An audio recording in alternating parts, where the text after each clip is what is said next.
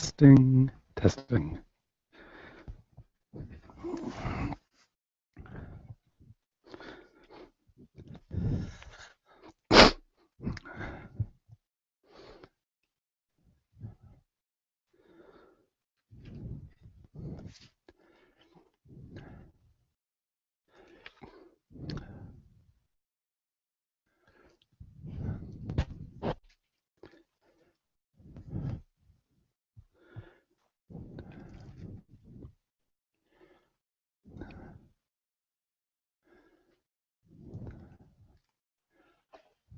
Okay, good morning, everyone. Welcome to Kadampa Center. Let me get a sense of who's here. Do we have anyone who's here for the very first time this morning? Okay, so everybody's familiar. That's great. As most people know, Geshe Geluk, our regular teacher, is off traveling around the world giving teachings at other FPMT centers and recharging his batteries. 2 weeks from today, we are lucky to have Venerable George Chernoff, who is one of the senior-most Western monks in the FPMT organization, coming to Kadampa Center for at least a month, maybe longer. So he'll start teaching on Sunday mornings beginning 2 weeks from today. So in that gap between Geshe-la's departure and Venerable George's arrival, we're kind of doing potluck. And today you get the pot. No luck involved. My name's Robbie Watkins. I know most people here. I've been a member of Kadampa Center for about 20 years now. And when things get desperate, Sarah grabs me and says, "You're sitting up there on Sunday mornings." So we'll begin with our prayers in the prayer book on the beige page.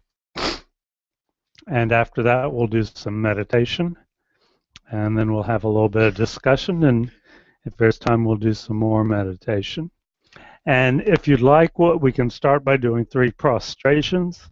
There's no requirement to do that. But it's always if you understand the meaning of it, which is not bowing down to graven images or anything like that, but acknowledging the wisdom that's embodied in the teachings. It's a nice way to begin. O Namo Manjushriye, Namo Sushriye, Namo Uttayam Shriye Soha. O Namo Manjushriye, Namo Sushriye, Namo Uttayam Shriye Soha. O Namo Manjushriye, Namo Sushriye, Namo Uttayam Shriye Soha.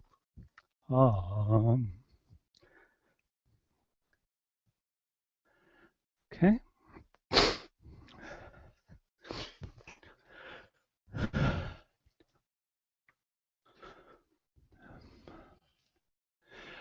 Okay, so on our prayers on the beige page, we'll begin with Shakyamuni Buddha's mantra 3 times.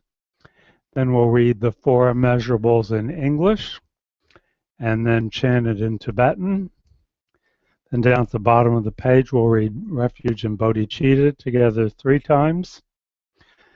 And on the next page, we'll read the 7-limb prayer in English, and the short mandala offering the first verse in English also.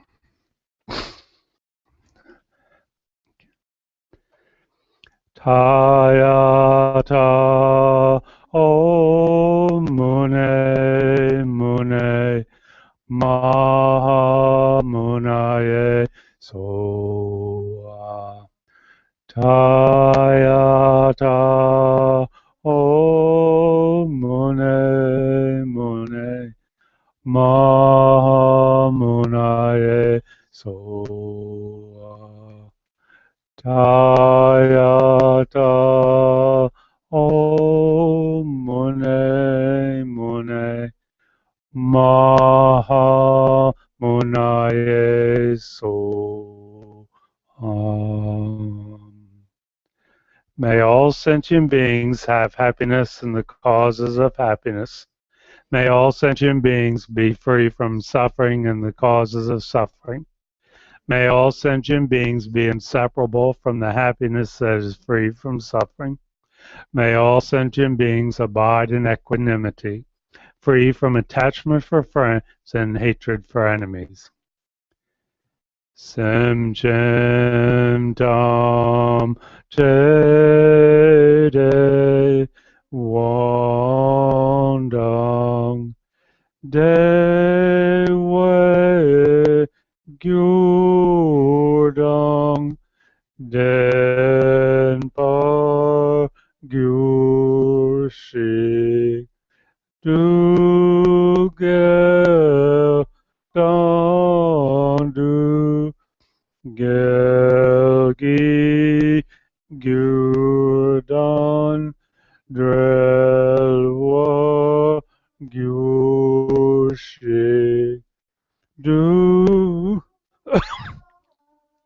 Me Pe Delwa Dami Drelwa Gyurshi Nay ring Chabdan Nidan Drelway Tanyam Lane Pargyushi.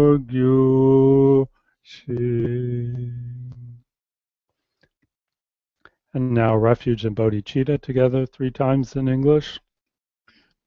I go for refuge until I'm enlightened to the Buddha, the Dharma, and the Supreme Assembly.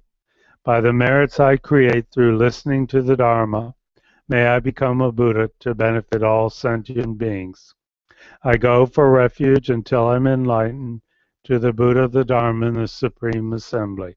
By the merits I create through listening to the Dharma, may I become a Buddha to benefit all sentient beings. I go for refuge until I'm enlightened to the Buddha, the Dharma, and the Supreme Assembly. By the merits I create through listening to the Dharma, may I become a Buddha to benefit all sentient beings. And then the 7-limb prayer. Reverently I prostrate with my body, speech, and mind. I present clouds of every type of offering, actual and imagined. I declare all my negative actions accumulated since beginningless time, and rejoice in the merit of all holy and ordinary beings. Please remain until the end of cyclic existence, and turn the wheel of Dharma for living beings. I dedicate my own merits and those of all others to the great enlightenment. Now the short mandala offering in English. This ground, anointed with perfume, strewn with flowers, adorned with Mount Meru, 4 continents, the sun and the moon. I imagine this as a Buddha field and offer it. May all living beings enjoy this pure land. Idam Guru Ratna Mandala Kam Niryatayami. Okay. And now we'll do a little bit of meditation. We're going to just do a simple concentration meditation on watching the breath.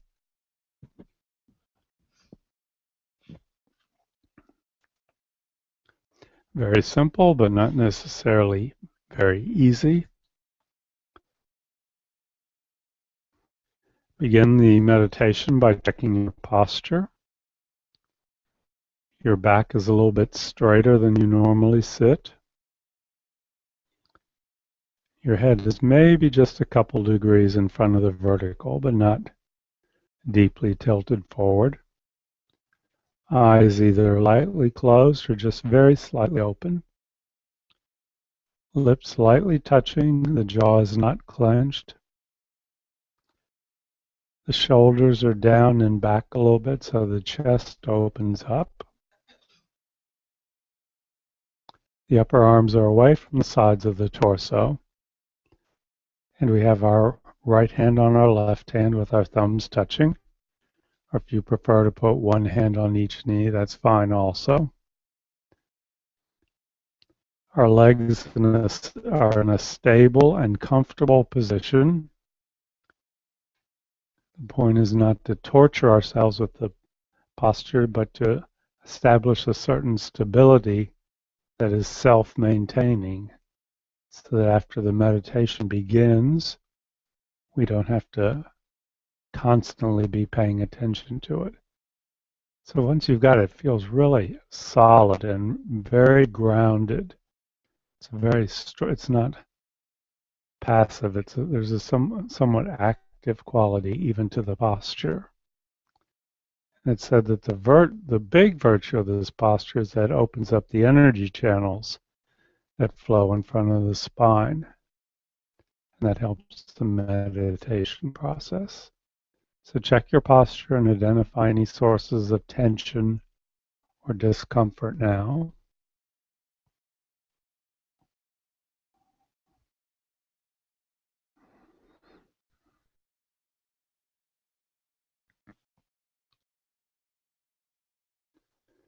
And we'll begin the meditation by, first we'll do a little bit of 9-round breathing, and there are lots of variations on this. Geshe-la does one.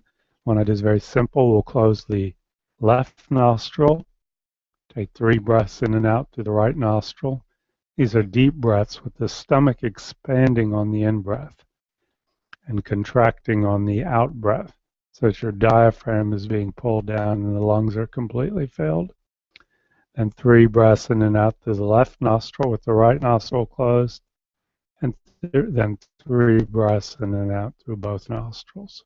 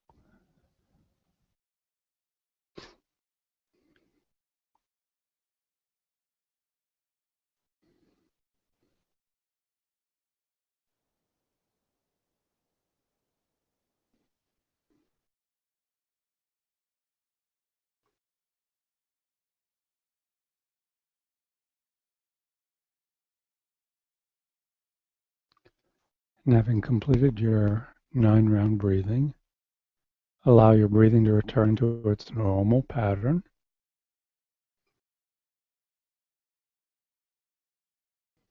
And we'll begin our meditation, as always, by setting our motivation. And whatever motivated us to come to Kadampa Center this morning is a fine and valid motivation. If we came just out of curiosity, perfectly okay. If we came just to have a little bit of peace and quiet in the midst of a hectic weekend, that's great. If we came because we know that sitting in meditation and thinking about the teachings of the Buddha improves our mind, that's great. But said that the highest motivation, the most powerful one, is what's referred to as the bodhicitta motivation. The motivation that everything I think, I say, I do is motivated by the wish to be of greater benefit to others. Everything. even something as simple as sitting in meditation for a couple minutes. So most of us don't normally think that way, so we have to kind of effortfully generate that motivation. But it said even that is extremely powerful.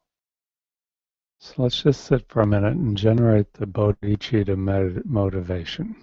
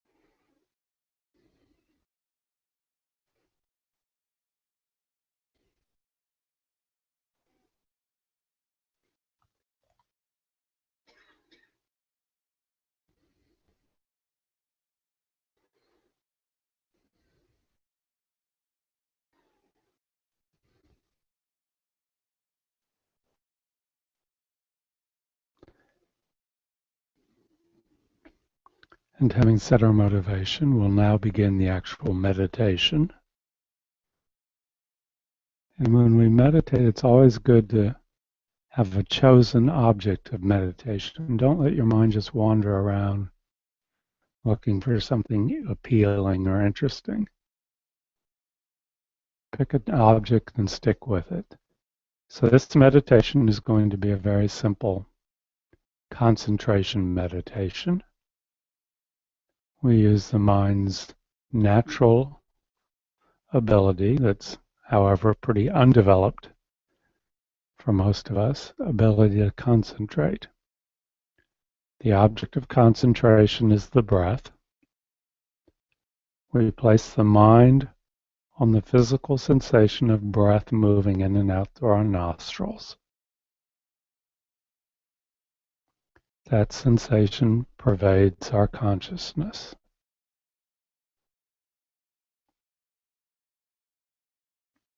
And every time we notice, as will inevitably happen, that something else is in our consciousness about what we need to do when we leave the center today, or what we have to do to get ready for work tomorrow, or a memory of something that happened the other day, we just set that aside gently.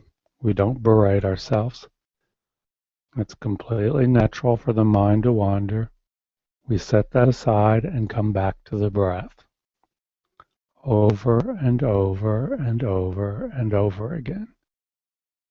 And that process of returning to the object over and over again and becoming familiar with it is meditation.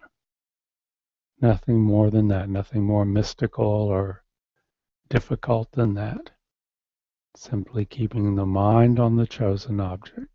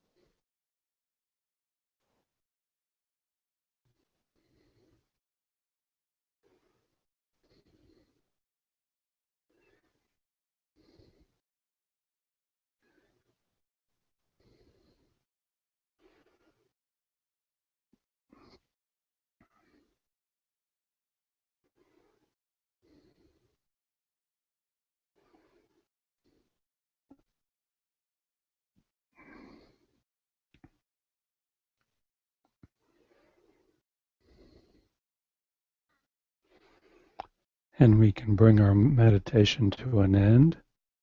And as always, we end with a brief dedication. We acknowledge to ourselves the positive imprint we've made on our mind just by sitting quietly and developing our ability to concentrate. And we think, may that positive imprint not be wasted, but may it ripen in the future in a way that is beneficial to all sentient beings.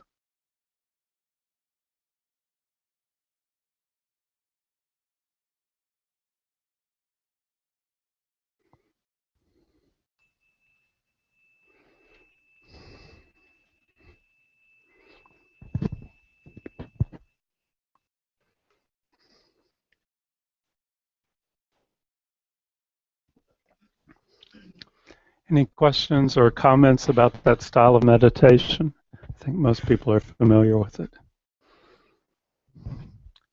Okay. How many people were here 2 weeks ago when Don Brown led the morning session? Okay. So the subject of the discussion was things I don't like about Tibetan Buddhism. And the group came up with a very long and detailed list. And we had a great time discussing that. So I figured, of course, we can't leave it there. So today we're going to discuss things I like about Tibetan Buddhism, because each of us had a choice this morning, and for some reason we decided to come to Kadampa Center. And that implies at least a level of curiosity, if not a level of real interest in this spiritual tradition. So hopefully we can come up with a list at least as long as the one that they came up with 2 weeks ago.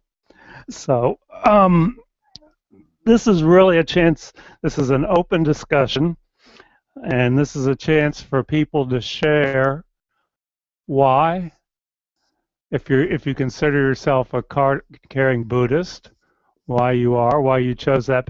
Did anyone here grow up as a Buddhist? Do we have anybody? Okay, so everybody came from some other spiritual tradition. So if you're not a Buddhist, but you like to study Buddhism, what appeals to you?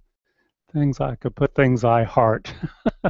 But that'd be a little too much. Yeah. About, I'm going to put Buddhism, but that implies Tibetan Buddhism specifically, since that's the tradition that we study in here. Things I like about Buddhism. Maybe some of the things that people didn't like about it will show up on this list also. I know the interminable list was one of the things last time. Maybe there's somebody who really likes lists. I don't know. I haven't come across them yet, but so let me get this so it doesn't roll away on me. I'm just going to throw this open and we'll make a list. This will be our own Tibetan Buddhist list. If you're kind of new here, Tibetan Buddhism is famous or infamous for making lists of 53 of this and 108 of that, and so on and so on. But in some ways it is helpful. But I'll list things up here, and then we'll go back and talk about them in a little bit more detail. Anybody want to start off? Compassion, okay. Good. Well, that'll be a good one to talk about.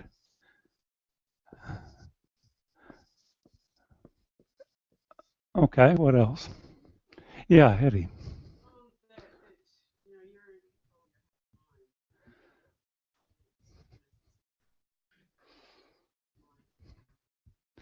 Okay, so is that are you saying that I'm just trying to we're responsible for our own happiness? Is that what you're saying? Okay. Okay, personal put personal responsibility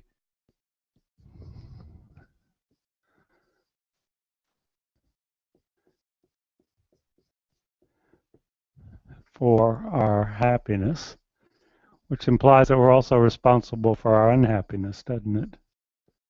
Is that what you're saying? I'm not trying to put words in your mouth. Okay, yeah, okay. Because there are people off-site? Responsibility is a bit of a heavy term. Yes. Because, Okay. you know, it makes it seem like it's that you're in total control. Uh-huh. And yet you can find happiness through Okay. studying Tibetan Buddhism is more like it. So Personal ability to find. Anyway, we don't have to be right. perfect, but okay. Yeah, responsibility is a little bit heavy. Yeah. Okay.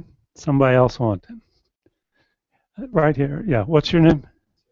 Okay, Tiago. Okay. Here comes the mic. You're being broadcast around the world. Millions of people are listening to you. Well, at least one or two, maybe. I like that Buddhism focuses on impermanence. Impermanence, okay. That's interesting. A lot of people don't like that, but that's good. Yeah, thank you. We'll go back and go through these, okay. Yeah, right here. People are much more eager to talk about this than 2 weeks ago. Don had to kind of pull it out of people initially. Inclusivity and cultural malleability. Okay. And you want to clarify that? It fits in wherever you are. Okay. Okay. They don't no like dogma, like you have to do what I say kind of thing. Makes it more accessible to any culture. Yeah. Okay. And I'm going to add one of my own down here after that. It's perfectly acceptable in Buddhism to pick and choose. You don't have to take the whole thing. That's something that I appreciate. There's no, again, to pick and choose what out of the teachings you want. Okay. Yeah. Let's see. Do you have the mic? Oh, you got the mic. You want to go ahead? Okay.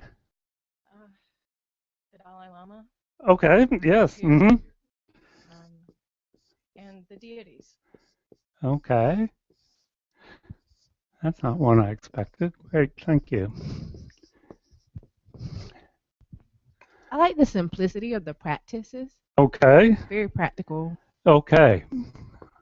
Practice. That's a good one. Yes. Thank you.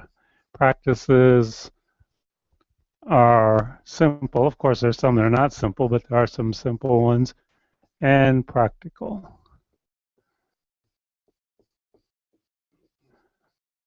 Okay. Yeah. Okay. I thought it was a gloomy religion. You're saying it's an optimistic religion? Okay. The great optimism, Buddha nature.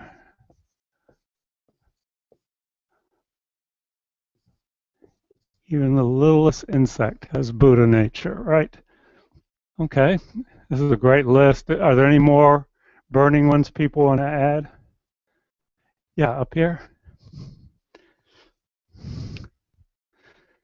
The fact that you mentioned during our meditation that our focus should be on think and act and say everything that we do and act and say should be benefit others. Mm-hmm. Okay. That ties in a little bit with the first one, yeah. But okay. Benefiting others. Okay, one more. And then I get to add one. Somebody who hasn't done one yet. I'd say color. Color. Okay. Color is connected to happiness. Okay, and how you mean just the color of the environment? Or Yes, and in the meditations they certainly use color a lot. Yeah. Okay, great. Okay. Okay, and mine is going to be I like the structure of it. The fact that there's the Lam Rim and things it seems to me to be well organized, and you can fit things in, and you can say, I'm having this problem. What should I do? Oh, and you go over here. It's kind of. Any other? Let's just get a couple more. Yeah, I don't want to cut this off. Over here. Yeah. I grew up under a totally different religion. There was built around, it seemed to me, fear, and this is not fear. Okay. So that's it, not fear? Okay. Great. Okay, go ahead, burn away. As a woman, I like that there's the hope and not the fear, and that everything's open to me as well, Okay. as opposed to other religions where only men can have leadership roles or vote. Okay, okay. I'll put openness, in particular regarding women. Okay. Yes, in the back.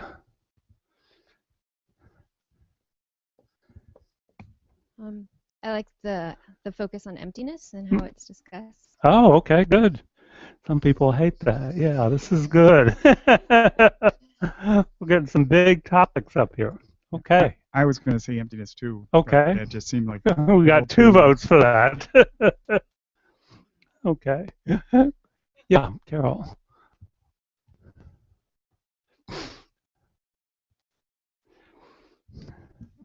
I really like that there's to me, a comprehensive philosophy of living. Yeah.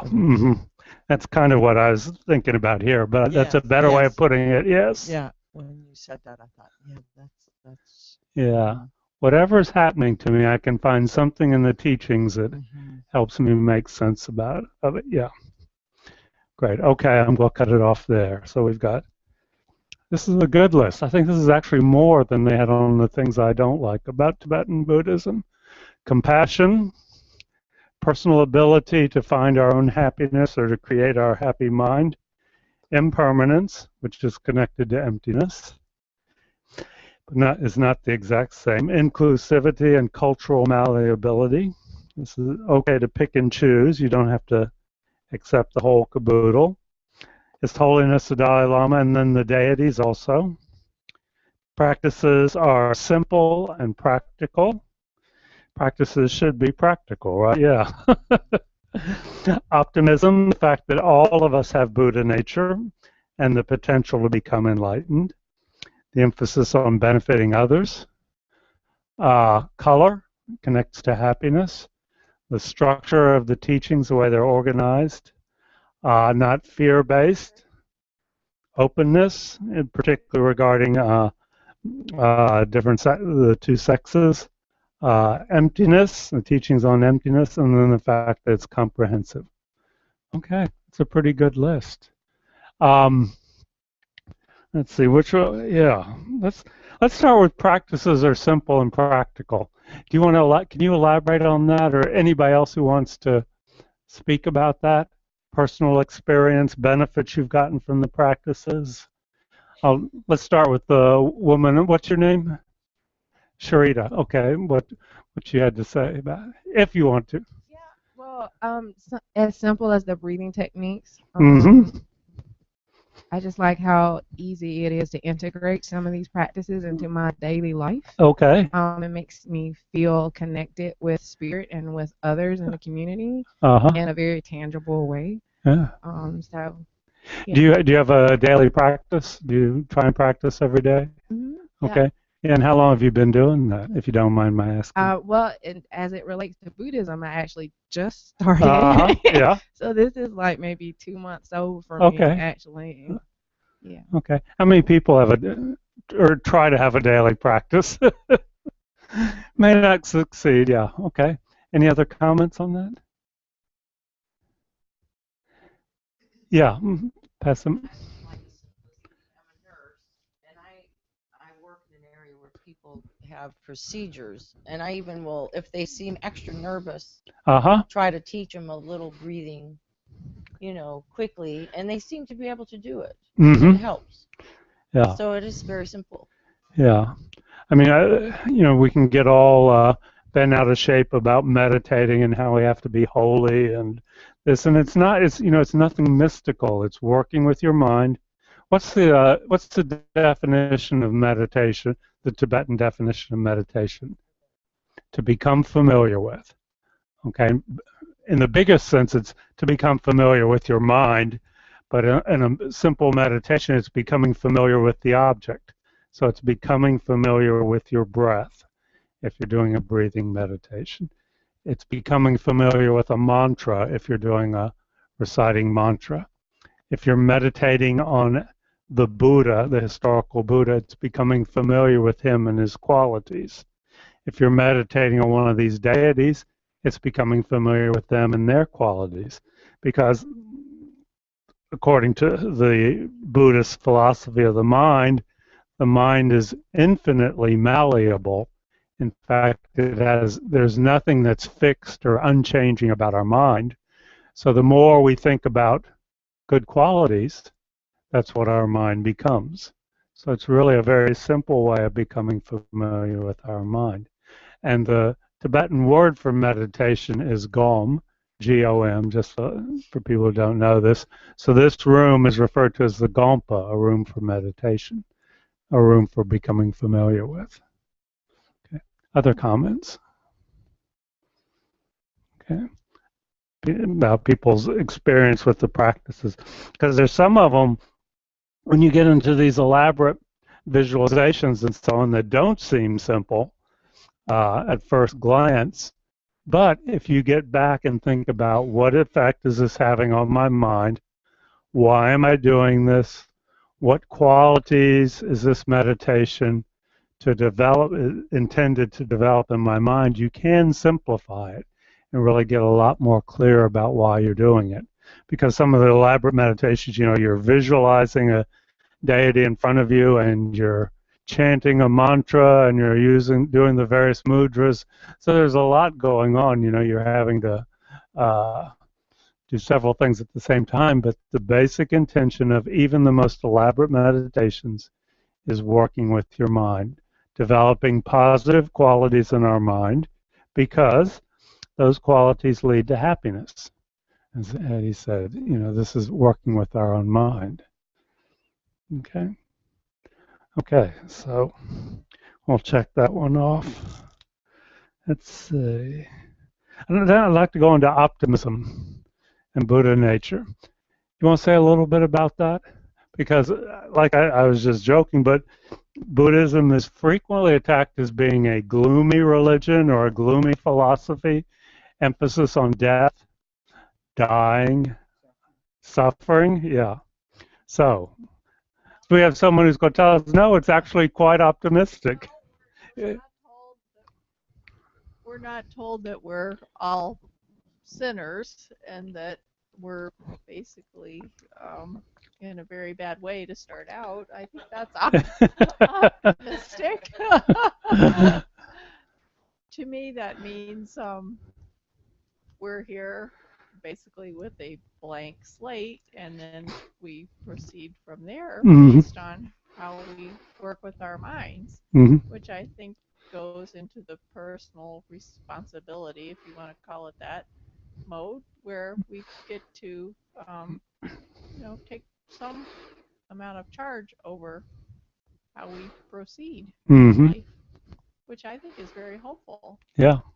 I mean, I think the more I've learned a lot more about other religions since I started coming here, even though I was raised in another religion. I don't think I knew as much about other religions until I started studying Buddhism, and that is made me appreciate that aspect of Buddhism more.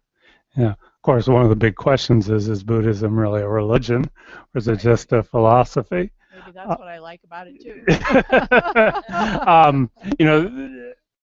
One way you can divide the world's religions up is, first divide them up into theistic and non-theistic. Theistic with a creator God, and non-theistic, there is no creator God. And there are only a couple non-theistic religions. One is Buddhism. There are certain Hindu sects, small Hindu sects that again, I don't know much about world religion, that are non-theistic. And I think there's also a strain of Jainism that is non-theistic. So you've already separated Buddhism from most of the world's religions just in that respect. And then among the non-theistic ones, you can divide those up amongst those that believe that there is a soul or Atman, and Buddhism is the only one, according to what I've read, It says there's no soul also. There's no permanent self. So it's non-theistic, non-soul, and so that makes Buddhism somewhat unique. And whether that takes it out of the realm of religion completely, it's just you're arguing in terms. Yeah, comment. I hear you say that it's not considered optimistic because coming up in Mm-hmm. tradition, it's all punitive, Mm-hmm. and even if I look around to some of the other world religions, also seem pretty judgmental, punitive, stifling, mean. Yeah, I agree. I think it is optimistic, but I think they're. Thought of Buddhism like that. And I Yeah. heard of that before. One of the previous popes made a very public comment about Buddhism being a gloomy, death-obsessed religion or something to that effect. It got a lot of publicity. Hetty, yeah. Yeah. I think it's because that we say everyone is suffering. Mm-hmm. And because we say everyone is suffering, which is really just an observation about the state of being. Yeah. That people and immediately everybody think dies, that's yeah. the very first thing that you hear. Is Yeah. everyone is suffering. And whereas people think, well, that's like an edict, you have to. Whereas it's just an observation that that's the state of the world. Yeah. And I think that's why people kind of think it's gloomy.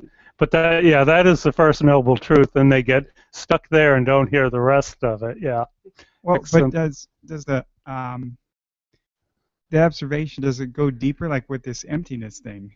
Not that anybody really gets a grasp on what that is. Well, that's a bad thing to say. Mhm. But just the fact that nothing really exists as you think it does, that's pretty all-encompassing. Yeah. Depressing. Mm-hmm.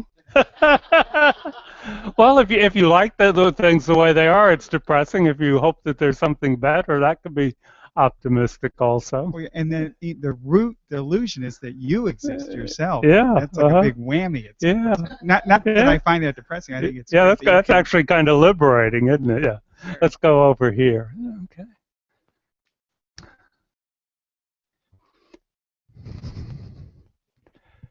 There's a quote, and unfortunately, I can't remember who said it. He was a Thai master, and it kind of ties these two, the emptiness and optimism. He said, wisdom tells me I'm nothing, love tells me I'm everything. Between the two, my life flows. Yeah, and I think that really captures. Yeah, that's very important, because when we start talking about emptiness, that things don't exist the way we think they do. It's very easy to fall into things don't matter, people's suffering doesn't count, there's no point in being a nice person. Yes, that's very good. Always come back to that. Going back to this one here, mention the term Buddha nature. Are people familiar with that term? I'm sure you've heard of it. It's a term that is defined. There are lots of different definitions, and in different traditions it's defined in different ways. So I wanted to clear up kind of the way we think about it here, the correct way, at least in the Tibetan traditions. Every living being, every being with consciousness has Buddha nature. Okay, the littlest ant, Hitler had Buddha nature. Everyone has Buddha nature. So what is Buddha nature? And sometimes we misconceive it as the idea that we have this little Buddha inside of us already, and if we just get out of his way, we're already enlightened, which intellectually is a contradiction in terms. You can't be enlightened without knowing it. You can't be a Buddha and act like an asshole, Okay, so it's not like we have this little Buddha in there and we just have to let him out, or that we're already enlightened. It's that we all have the potential to become enlightened equally. Okay, an ant can become just as enlightened as Mother Teresa. They all have consciousness, which means they have the potential. So again, it ties in a little bit with emptiness, and that potential implies kind of an empty space that can be filled with something, where you can put enlightenment. And the fact that you don't exist in any permanent, fixed way is what gives you the potential to become enlightened. So that's really in the Tibetan tradition what we're talking about when we say Buddha nature. It's our potential to achieve enlightenment, which is a state of complete wisdom and complete compassion. Okay, so that's very optimistic also. We all equally have that potential. And that's why, that's why the life of an ant is in some ways is equally valuable as the life as a human being, because they both have Buddha potential, Buddha nature, the potential. Now, the human being may be a little bit farther along the path, and it's definitely going to be harder to become enlightened if you're an ant, but it is possible. Okay, so we're all equal in that way. That's a way of developing equanimity. Even the people you really dislike have the exact same potential to become enlightened as the people you really admire. Let's see, right here, Chris. Yeah. Robbie, I think sometime I've even heard it not expressed as potential, but certainty, eventual. Yeah. Certainty, which is even more optimistic. Yeah, that, I'm not really qualified. That's what in the teachings called Abhidharma, about the nature of the universe. And there is definitely an implication that we're all, there are lots of ups and downs, but we're gradually on a kind of upward spiral. Okay. I don't know. I'm not qualified to talk about that really, though. Okay. So let's see. What else? What else do you want to talk about here? We're not going to be able to go through all of them. Let's talk about inclusivity and cultural malleability. We'll start with the person who gave us that one. Because in some ways, we've got a lot of stuff in here that's not native to our culture. We've imported a lot of it. I don't know if there'll be an American Buddhism at some point or not. Yeah. But go ahead, tell us what you're thinking about. Anybody is welcome here, regardless of whatever, because we all have Buddha nature. And I just, from what I've read of the history of Buddhism, the one reason that it spread as well as it did, at least in Asia, was it kind of adapted to the circumstances, and I think that's why it's spreading here as well. That it's not dogmatic or do what I say or else kind of thing. It's more like, this is a good idea, why don't you try it? Yeah. Kind of thing. And then it's interesting how it changes as it goes from country to country. You have Chinese Buddhism, you have Zen Buddhism, which is Japanese, you have Tibetan, you have Southeastern Asian. The question is, what is American or Western Buddhism going to look like? And how much of are we going overboard by still using Tibetan iconography? Should we adapt these with more Western looking people or not? Sometimes the Westerners become more Tibetan or more Japanese than the Tibetans and Japanese themselves. They can be very attached to some of the external trappings, and it's hard to know. Yeah. Let's go over here. Okay, and then we'll come back.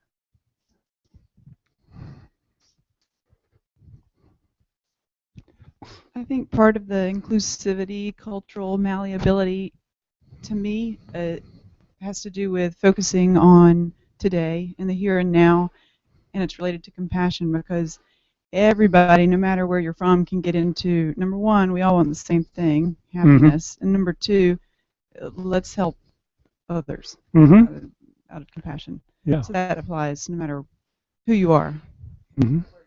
Okay. Anyone else?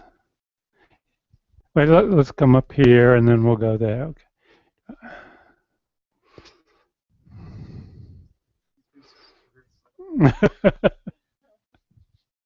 I think another thing that goes with the cultural malleability, and she said that, Buddhism spread when people needed it, and it really helped out. I feel like when the teachings spread, people came to it, and the teachings didn't really force themselves upon the people. Yeah. It was more of a choice thing to come and, accept the teachings. Yeah.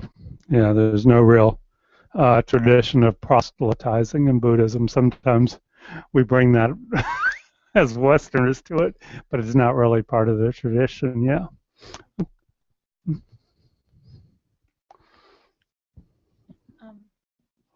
inclusivity in a different way too. One thing I especially appreciate is inclusion of all sentient beings in consideration.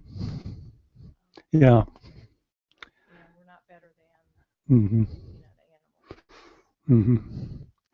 Exactly. Yeah, we have, like I said, they have the exact same potential to become enlightened that I do. Okay. So we're not going to be able to talk about them all. Let's finish up with compassion. That's a good one to end with. What's the definition of compassion? Yeah, the wish that others be free of suffering. So that's one of the great qualities of an enlightened being, and one of those qualities that we have the potential for, but it may not be that well developed yet. So the Buddha said that by doing specific meditations, by meditating on compassion, you can develop that quality. Your mind is not fixed. We divide people and say, oh, he's a nice person, oh, she's really compassionate, but we have the potential to change. That goes with impermanence. What's the definition of impermanence? Well, everything is changing, okay, except for there are a few things that aren't changing, but basically everything is always changing. Nothing is staying the same, including our mind. We grasp onto a very solid, unchanging concept of who I am. I have these qualities. I'm good at this. I'm bad at that. The Buddha says that's a misperception. You have the potential to develop any quality you wish, good qualities and negative qualities. And compassion is one of those qualities that through meditation, through practice, through karma yoga, by actually doing things, we can become more compassionate. Okay, we're not stuck with the amount of compassion that we have already. Again, this is very optimistic, I think, that we can actually become more compassionate. What are the non-changing phenomena? I'll get Chris Baranski to answer that. He's a scholar. He can. Yeah. Okay. Basically, everything that exists, physically, mentally, emotionally, is changing, except for empty space. Empty space. The completely empty space in between objects. Okay, it doesn't mean the space between me and Pat because there are air molecules in there, but the completely empty space that is between the smallest particles that you can find is unchanging. And Julie said emptiness is non-permanent, but it's not really a thing. Like things don't come together to make. Emptiness. What is impermanent is the emptiness of this particular cup at this moment. And the cup's already changed, so there's already a different emptiness. But for that instant, the emptiness, the lack of inherent existence of that cup is unchanging. So it's the emptiness of phenomena, not emptiness in general, but the emptiness of a particular phenomena. Okay, what else? Those are the only two. Back to you, Robbie. Yeah, there's one more that I know of, and it's called the cessation of a negative mind state. It said if you completely eliminate, for example, anger from your mind, which is a possibility according to the Buddha, that's a permanent state, and that the absence of anger is permanent and unchanging. If you've completely gotten rid of all anger, the absence of anger, the cessation of anger, is unchanging. That's the third one. And there's one more, and I can't remember what it is. Anyway, okay. How did we get off on impermanent? Well, anyway, yeah. So compassion, that's I think that draws a lot of people to Buddhism, the emphasis on that. Because if you get past the first lesson on suffering and the second lesson on death, then you start to hear about compassion. Okay, so I think we'll wind up our session today. Yeah, right on schedule. Okay, so we'll do some dedication verses, prayers. Let's see. On the top of the pink sheet, we'll do the dedication verses from Shantideva. And then, let's see, we'll read through the other prayers in English and then do 7 Tara mantras at the end for Geshe Geluk's long and happy life. May all beings everywhere, plagued by sufferings of body and mind, obtain an ocean of happiness and joy by virtue of my merits. May no living creature suffer, commit evil, or ever fall ill. May no one be afraid or belittled with a mind weighed down by depression. May the blind see forms and the deaf hear sounds. May those whose bodies are worn with toil be restored on finding repose. May the naked find clothing, the hungry find food. May the thirsty find water and delicious drinks. May the poor find wealth, those weak with sorrow find joy. May the forlorn find hope, constant happiness, and prosperity. May there be timely rains and bountiful harvests. May all medicines be effective, wholesome prayers bear fruit. May all who are sick and ill quickly be freed from their ailments. Whatever diseases there are in the world, may they never occur again. May the frightened cease to be afraid, and those bound be freed. May the powerless find power, and may people think of benefiting each other. For as long as space remains, for as long as sentient beings remain, until then may I too remain to dispel the miseries of the world. In the land encircled by snow mountains, you are the source of all happiness and good. All-powerful Chenrezig Tenzin Gyatso, please remain until samsara ends. Savior of the snowland teachings and transmigratory beings, who extensively clarifies the path that unifies emptiness and compassion, to the lotus in the hand, Lord Tenzin Gyatso, I beseech, may all your holy wishes be fulfilled. The one who mastered his speech at a very young age, the one with great patience who received the name Avatare, the one with great precision who spread the teachings of Lama Tsongkhapa on bliss and joy. Lama, ornament of the yellow hat tradition, please remain until samsara ends. You who uphold the subduer's moral way, who serve as the bountiful bearer of all, sustaining, preserving, and spreading Mahājanā's victorious doctrine, who masterfully accomplish magnificent prayers on Savior of myself and others, your disciples, please, please live long. Avalokiteshvara, great treasure of non-objectifying compassion, Manjushri, master of stainless wisdom, Tsongkhapa, crown jewel of the sages of the land of snows, to Losang Drapa at your feet I make request.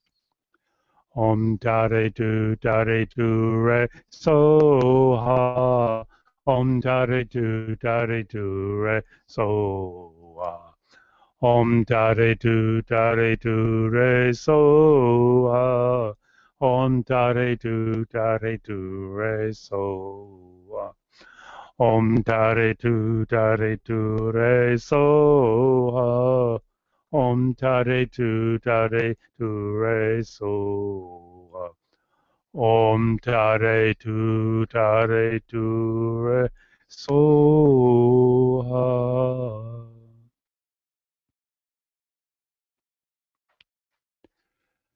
Okay, just a couple announcements. Next Sunday, the 10:45 session is going to be short, and then we're going to have an annual membership meeting starting at 11:30 or 11:45 for about an hour. Everyone is welcome to attend. Members of the management team and the board will be making very brief presentations. There'll be an opportunity to ask any and all questions you have about Kadampa Center. So everyone's welcome to attend, even if you're not an official member. So that's next Sunday. The following Sunday, Venerable George Chernoff will begin teaching. He's fantastic. He's so impressive, and I really encourage people to take advantage of his time here. And then I want to remind people about the public talk that's a fundraiser for Kadampa Center with Robert Thurman, and that's on the 29th. And he is an incredible speaker, and we're very lucky to get him here. The only reason he's coming is because he's a friend of Geshe Geluk's, because he's in demand around the world. So do not miss that opportunity to hear him. He's one of the in addition to being a very entertaining speaker, he is one of the truly great scholars of Tibetan Buddhism of our time, so don't miss that. And we have another event coming up, I think. Is this for next Saturday? Okay. Mm-hmm. And we're here today to invite everyone to come out this coming Saturday from 10 to 2 and search for Dharma treasures.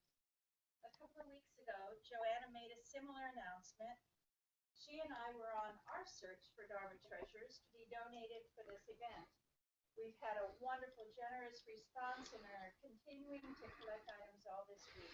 We hope that everyone will take this opportunity to clean out their Dharma closets.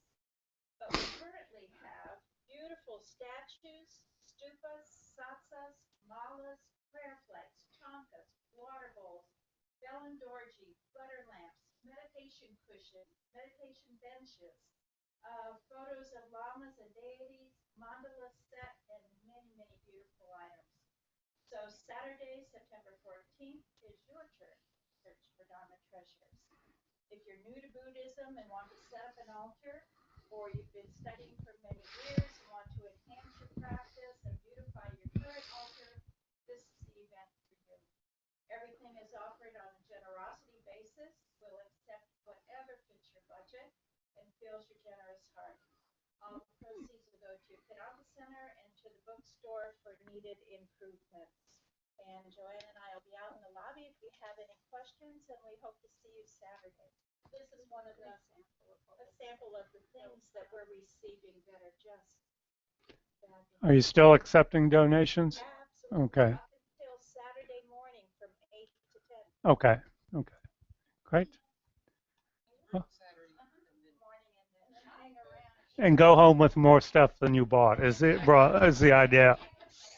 Yeah. Okay. Thank you, everyone.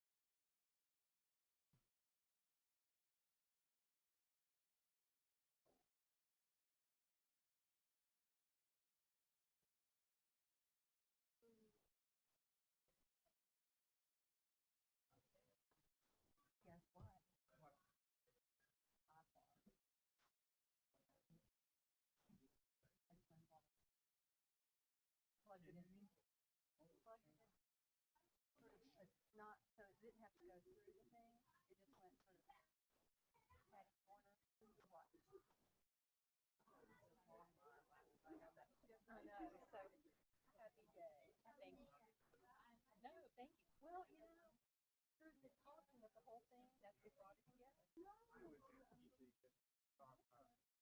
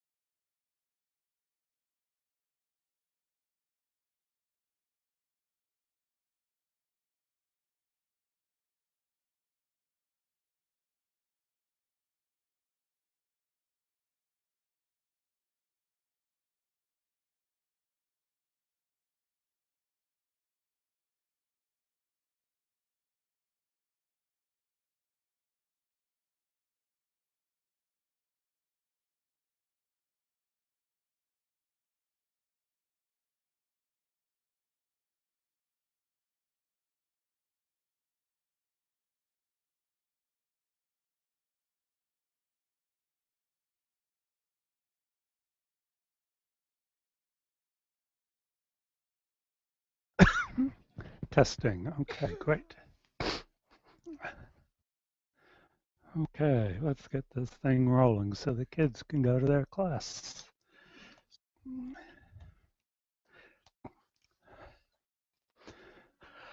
Okay, good morning, everyone. Welcome to Kadampa Center. Okay, so we'll begin with our prayers on the beige page in the prayer book. We'll do Shakyamuni Buddha's mantra 3 times, 4 immeasurables in English and then chanted in Tibetan. Down at the bottom of the page, we'll do refuge and bodhicitta 3 times. And then on the back of the page, we'll do the 7-limb prayer and the first verse of the short mandala offering, all in English. Okay?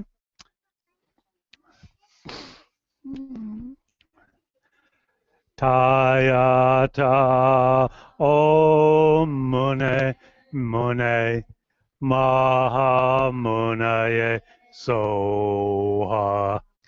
Tayata Om Mune Mune Maha Munaye Soha. Tayata Om Mune Maha Munaye Soha. May all sentient beings have happiness and the causes of happiness. May all sentient beings be free from suffering, the causes of suffering. May all sentient beings be inseparable from the happiness that is free from suffering. May all sentient beings abide in equanimity, free from attachment for friends and hatred for enemies. Senjentam che de wandang de wei gyurdam den par gyurshik du ge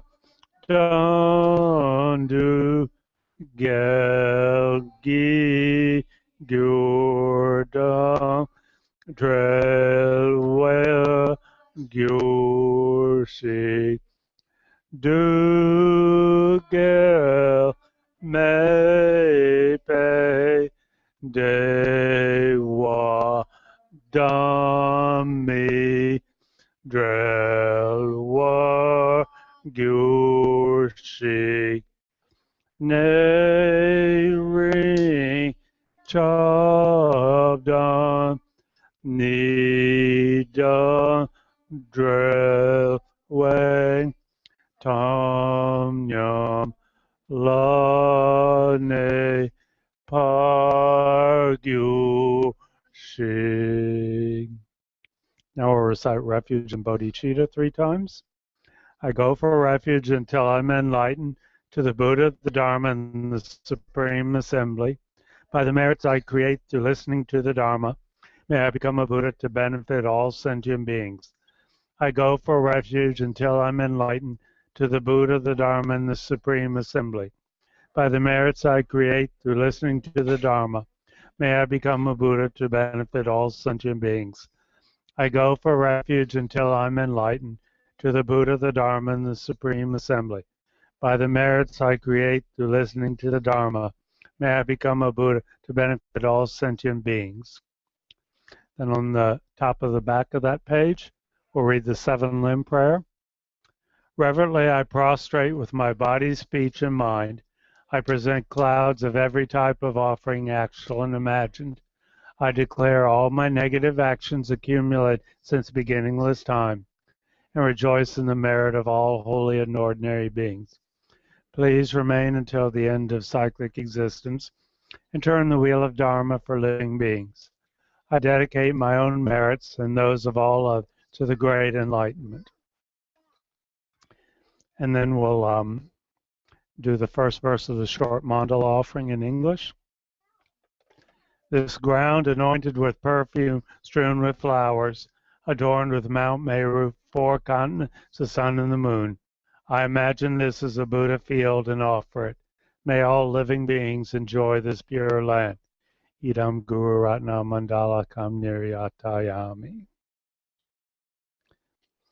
So the young people may go to their classes. Oh, do we want to do some chants? You want to do some Omanis? Oh, come on back. Okay. How many Omanis do you want to do? Oh, you want to do those now? Okay. Okay, so we'll do 8 Om Mani Padme Hums and 7 Tara chants, okay? Om Mani Padme Hum, Om Mani Padme Hum, Om Mani Padme Hum.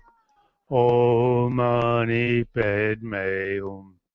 Om Mani Padme Hum.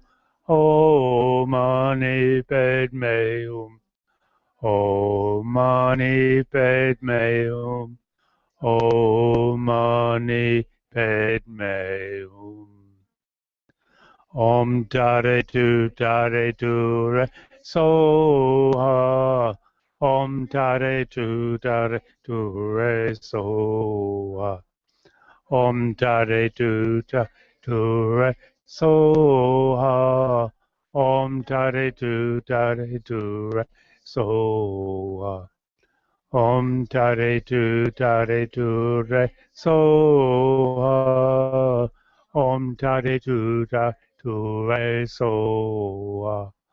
Om Tare Tu Re Soha. Okay, Nadia, thank you. Okay, and if your child is here for the first time, could you please accompany them this morning? Thank you.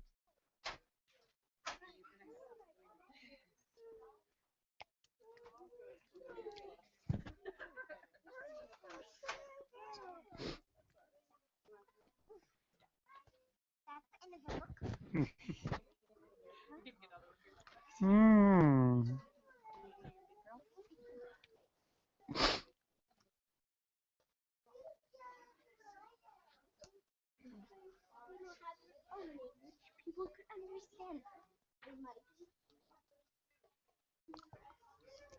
Oh, more room in here now.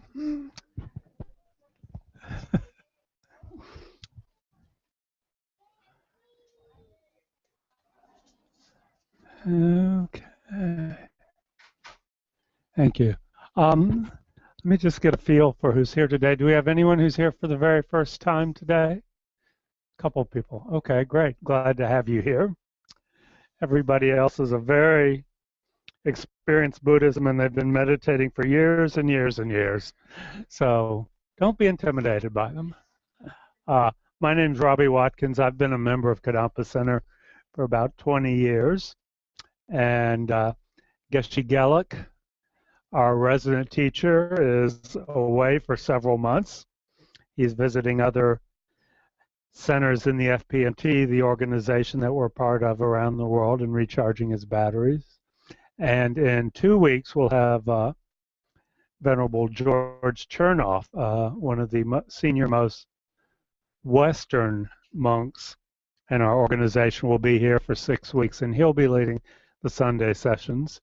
So in between, we've had kind of potluck, and today Sarah's scraping the bottom of the pot, and she told me I was going to be up here. So I'll be leading the discussion this morning, but we'll begin with some meditation. So when we meditate, first thing is always to check our posture, whether we're sitting on a cushion or in a chair. The most important aspect of the posture is that our back is a little bit straighter than we normally sit. It's not rigid, but a little bit straighter. Our head is straight on our shoulders, maybe just a couple degrees in front of the vertical, but not asleep on our chest. Our eyes are either lightly closed or just slightly open, letting in a little bit of light. Our lips are lightly closed. Our jaw is not clenched. The tongue is on the gum above the upper teeth. Our shoulders are down and back a little bit so that our chest is open. Our arms are away from the sides of our torso. And it's perfectly okay to sit with our hands on our knees, or we can put our right hand on left with our thumbs touching slightly below the level of our navel.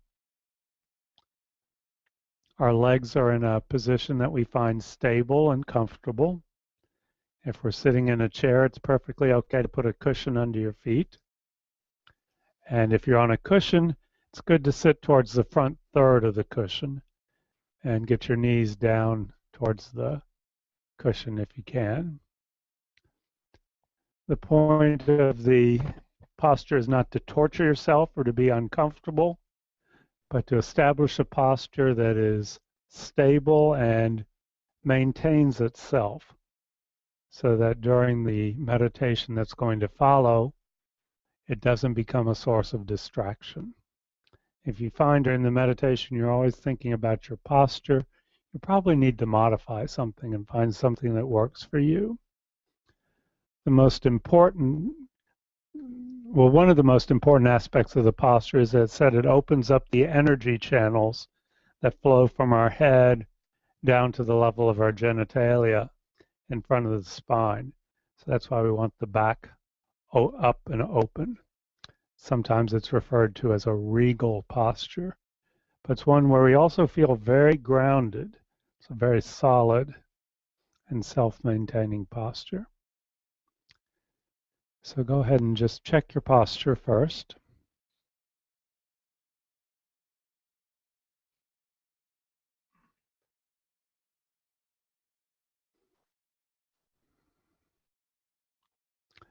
And we'll begin our meditation by doing a version of what's called 9-round breathing that just helps settle the mind. There are many versions of this. Geshe-la teaches one on Sunday morning. The one I like to use is very simple. Close the left nostril, take 3 breaths in and out through the right nostril. Close the right nostril, take 3 breaths in and out through the left nostril. Open both nostrils, 3 breaths in and out. The stomach expands on the in-breath, so our diaphragm is being pulled down and our lungs are completely filling, and then it contracts towards the spine on the out-breath. So really deep breaths for a total of 9 breaths, and you can do that at your own pace.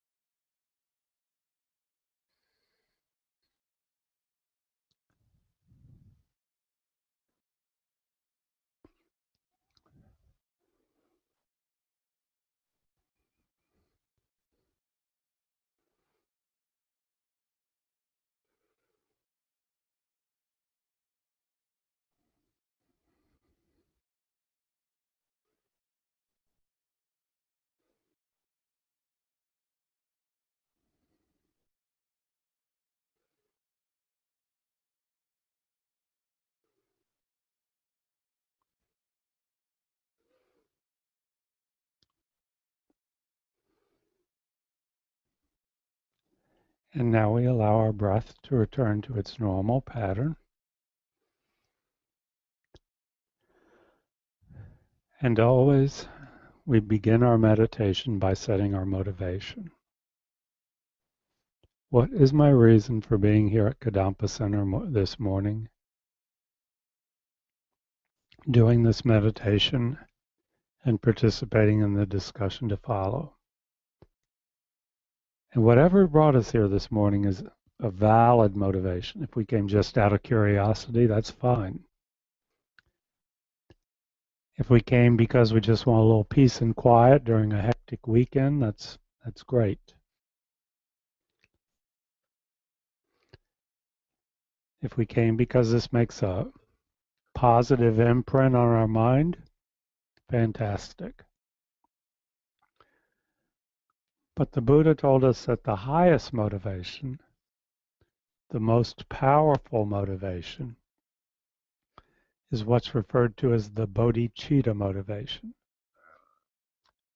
The motivation that everything I think, everything I say, everything I do is done so that I can be of more benefit to others. Everything. Even something as simple as sitting on a cushion for 20 minutes. Done so I can benefit others. For most of us, that's not a natural way of thinking. It seems almost grandiose. But even effortfully forcing ourselves to think in that way is incredibly powerful. We just grit our teeth and force out a little bit of bodhicitta. Fantastic. So let's just sit for a minute and generate the bodhicitta motivation.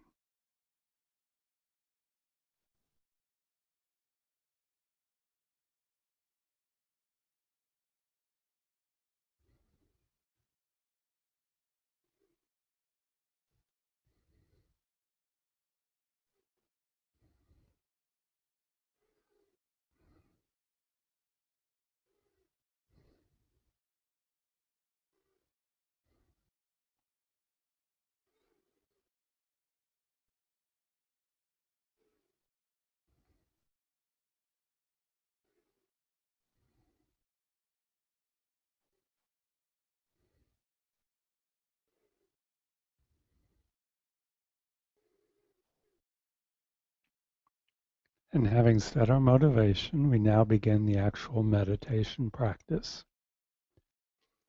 We're going to do a very simple concentration meditation. For all of us, our mind has some ability to concentrate. It's not really a quality that we've developed over the years. So when we meditate, we choose an object for the meditation. What is my mind going to pay attention to? And we don't just sit and let our mind wander from one pleasant thought to another. We have a chosen object and we place our mind on that object. So in this meditation, the object is the breath, just the physical sensation of the breath moving in and out through our nostrils. We place our mind on that, mind on the breath. Nothing more, nothing less than that. Every time the mind wanders, as it inevitably will, off to something I need to do when I leave the center, or something I need to get ready for work tomorrow, or something fun I did yesterday. We just set that aside. We don't get harsh with ourselves. We know that's inevitable. Set that aside. Come back to the breath. Over and over and over and over again. And that's the meditation.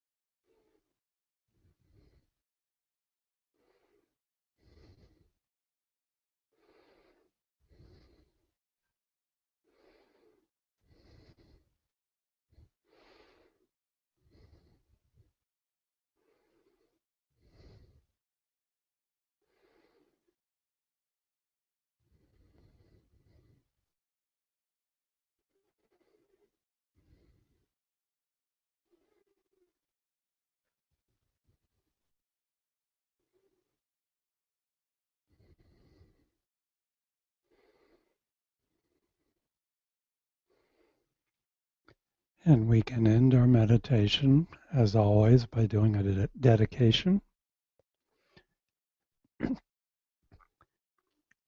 Acknowledge that by sitting quietly and becoming familiar with our mind in this way, we've done something a little out of the ordinary. Something that, even if it seemed difficult or awkward, made a positive imprint on our mind stream. And now we think, may that positive imprint not be lost, but may it ripen at a future time in a way that is of benefit to all sentient beings.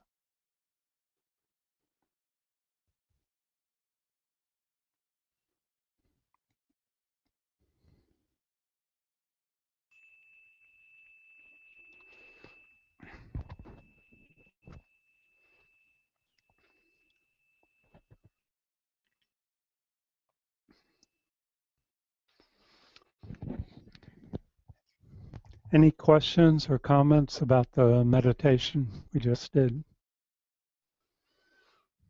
Everybody's very, very quiet. I think we do have a bunch of experienced meditators here this morning. This is going to be a discussion today. If there's no discussion, we get out early. So it's up to you. We do have several million people around the world who are streaming this live, so wait till you get the mic before you talk, okay? The mic is the talking stick. There are at least one or two people who are tuning in, so they do like to hear the comments from the group.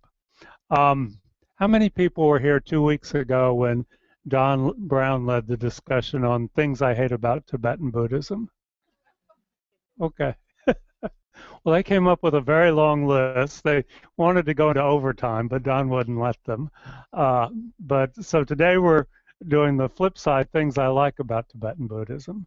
And this is going to be an open discussion. Everybody here had the opportunity to do many things this morning, but for some reason, you decided to come to Kadampa Center. And what we'd like to do is hear some of the reasons, what attracts you about this tradition.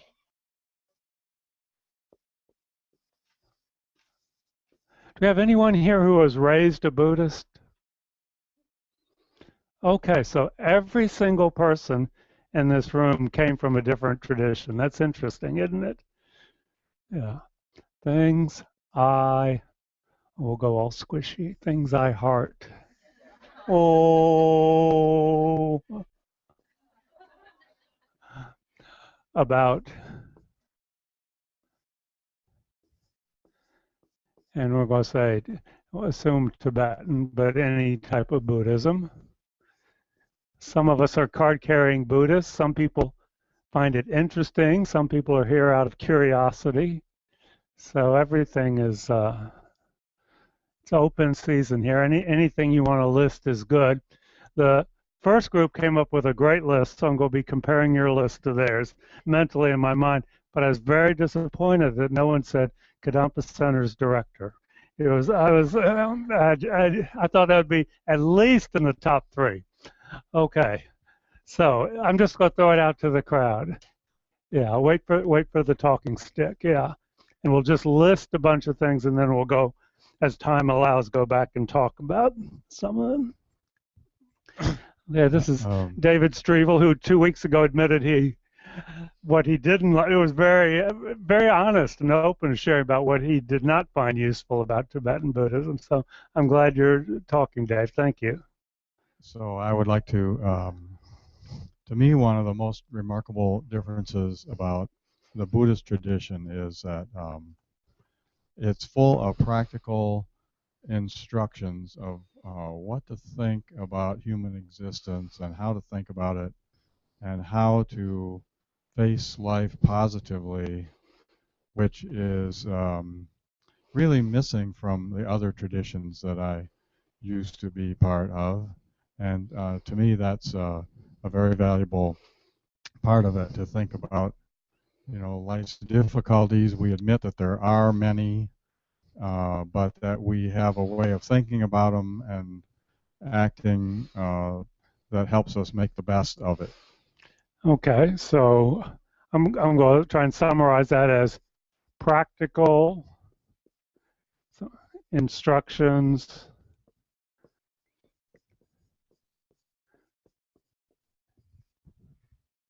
about life. Does that sum up what you were saying, Dave? Okay, with the emphasis being on practical, right? Okay, great. Okay, over here, Royden. So one of the things that I truly cherish about the Kadampa Center in Tibetan Buddhism is its respect for where everybody came from and where everybody is right now. Mm-hmm. When I give the newcomer orientation, I can truly say that everyone is welcome here, no matter what their background or current beliefs, and the mission is pretty obvious and does not include. Okay. Yep. So respect, welcome for all. Does that express what you were saying? Okay. Okay, someone else. Yeah. And as I guess a side part of that, I really appreciate the community that we've been able to build here. Okay. I've been in other, even Tibetan traditions, and I feel like a lot of it is more emphasizing on practice as a personal matter rather than as a community. So. Okay. Okay. Dorothy. What I really liked about it is how it investigates. Like, if you don't understand something, like I grew up Christian, so you had to just believe blindly. Here, I can investigate whether or not it's true, investigate reality, and come to my own conclusions. See whether or not Buddha challenges us to challenge him. Okay. And I like that. Yeah, the Buddha said, take my teachings and test them against your own experience. So I think there are a lot of people who come from a scientific background who find that aspect of Buddhism very appealing. So investigate, test,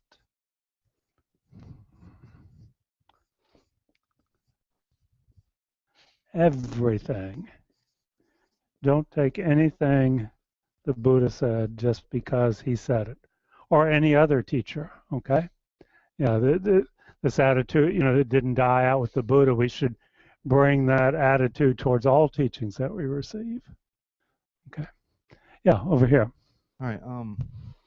It's kind of along the same way of what Dorothy said there, but it's kind of made me, I guess not made, but helped me investigate the interconnectivity of a lot of things, especially on, I guess, the spiritual / faith side of life, and seeing how things really are interconnected, and the true histories and things of that nature. Okay. Yeah, the term we use for that in Buddhism is interdependence, how everything is interdependent. So you appreciate that. Interdependence. Okay. Let's see. Over here, let's see. Wait, we got someone in the back. Okay. Yeah. I really like how it has the ability to be versatile in its applicability, I guess. So, I mean, you can be super spiritual. You can be just like, oh, I'm gonna go because I'm feeling really down and I want something to help. Yeah. Like you don't have to treat it exactly like a religion. Like Buddha had a strong desire for that, for it to be like open for many different types of people and how they wanted to practice it. Yeah. And we had somebody mention something like that in the first session. They said it's perfectly okay to pick and choose. This I find this useful. I don't find that useful. I'll take this. Let's see. How would I? How do you want me to put that down here? How can you sum that up? Versatility. Okay, it's different things for different people. Yeah. For the super spiritual, as you put it. Who here qualifies as super spiritual? Okay, the Sangha for lighting the path, showing the path and the way. Okay. And can we get the director on the board? No, Yeah. no. We're talking about Buddhism in general, not about Kadampa Center. Okay? Yeah. The director on the board. Okay. No, I won't fit up there. Okay. Okay, so the Sangha. Yeah, that's that's something in most spiritual traditions in the West. You don't have robed monks and nuns. In Catholicism you do, but certainly not in most of the Protestant traditions. And it's an incredible inspiration for most of us. Yeah.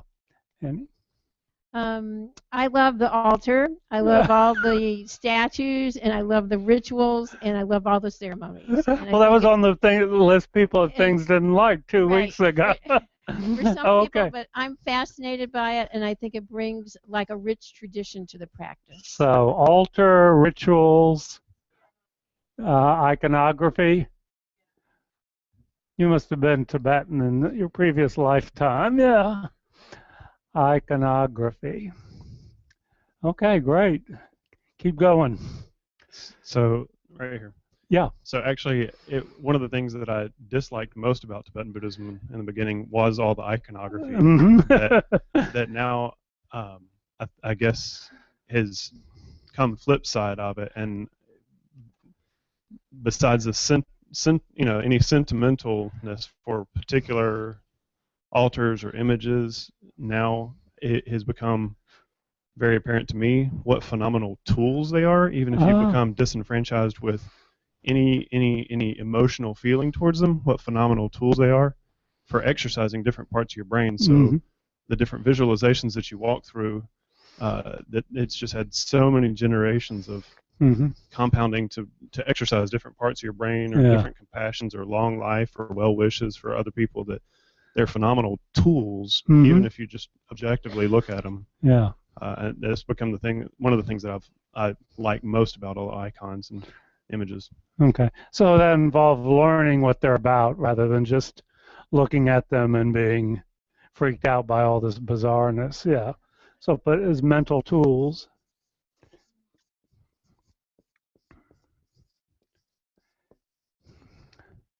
Yeah.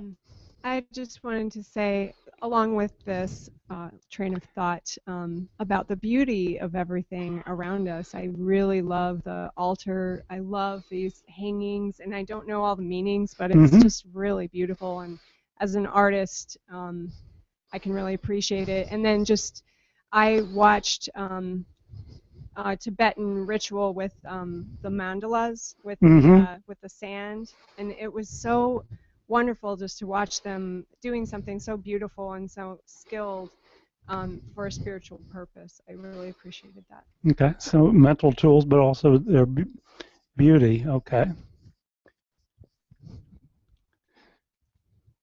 Thank you. It makes me happy. Mm-hmm. And it makes me happy. Okay. And it doesn't. And it wants me to be happy instead of guilty, nervous, oppressed. It's like whenever I'm here or whenever I practice, I feel this community. Everyone wants me to be happy, and I want everyone to be happy. And when I leave, I'm a lot happier. Okay. Okay, happy, not guilty. Yeah.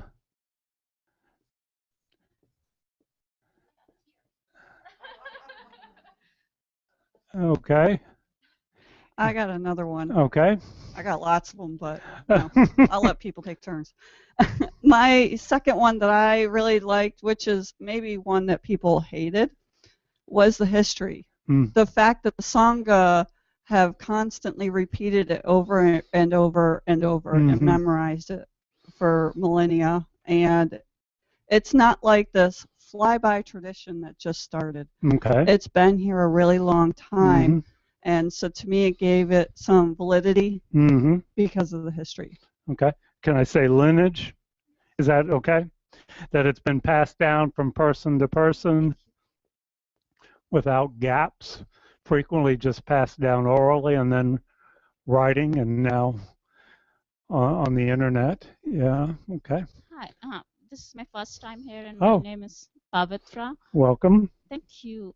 And what I like about Buddhism is how much it's based on psychotherapy. Like, it's based on the power of now. And if you ask me now, right now, I don't have any problem. How Mhm. it conditions me to be a better person and serving others. Mhm. Because if I follow the rules properly, I think I will have a better life.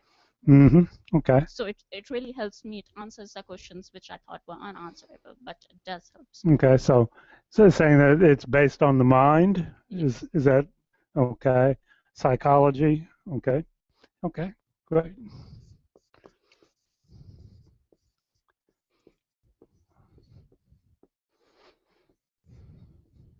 Let's just take a couple more, and then we'll look at a few of these as time allows. I like it because you don't see Buddhists trying to convert everybody in the world. And to me, that's refreshing. They're not knocking on your door and trying to make you believe. It's your choice. Okay. Non-proselytizing. Yeah, that's not proselytizing. I don't know how to spell it. Yeah. Okay. Next. Let's see. Okay. I feel that is also very empowering Mm-hmm. because it's use a lot of common sense Hmm. and then make you are responsible for your life to be better, not some magical power or Uh-huh. or a prayer that's gonna make you gain Uh-huh. make more money or so Okay. it's very empowering to Okay, so we'll reaching- say empowering. Oops. yeah, it makes you accountable to that. Yeah, that's what's got personal responsibility. Yep, it's all up to you. Which some people like, other people don't like. Yeah. Okay, let's get a couple more. I enjoy how your own personal benefit is also seen as benefit to the people around you. Mhm. It gives the philosophy that if you're happy, you're going to be able to make other people happy, Mhm. regardless of whether they practice with you. Yeah. Okay. It spreads, and Okay. I enjoy that kind of thinking. Okay, personal. Yeah. Like they say, the best thing you can do for other people is to get your own act together. Personal happiness benefits others.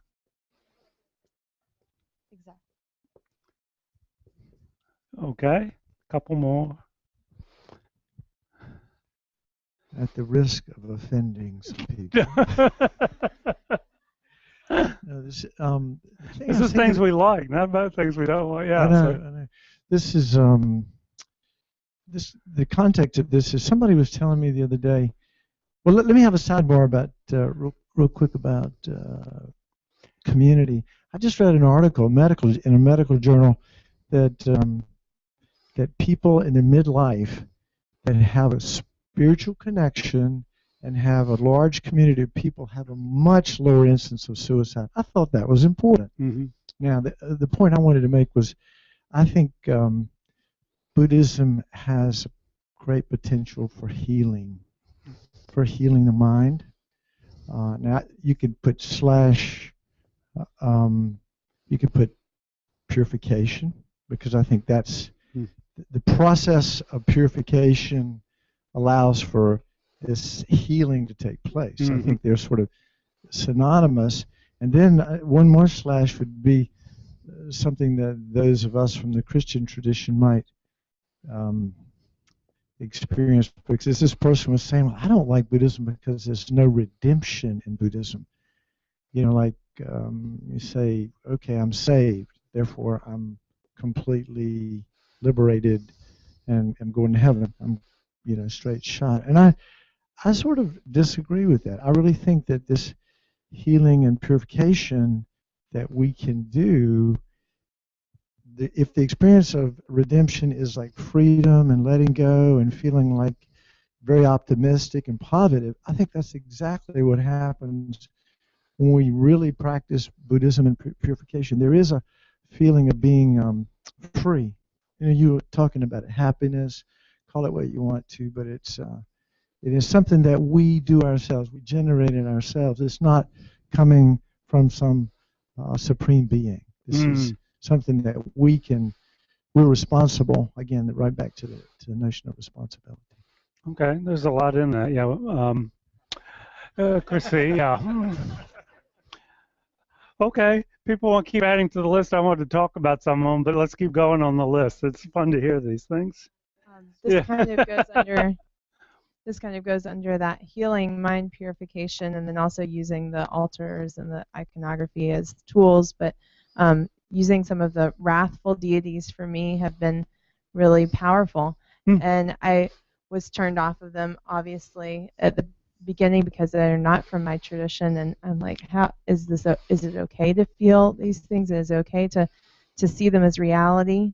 And I think that's something that Tibetan Buddhism does really well, is that nothing is off the table. Everything is up for discussion. You know, and even these things that you've been taught maybe in your past, that we shouldn't talk about these things, we shouldn't think of these things. If you think of these things, then you know there's something wrong with you.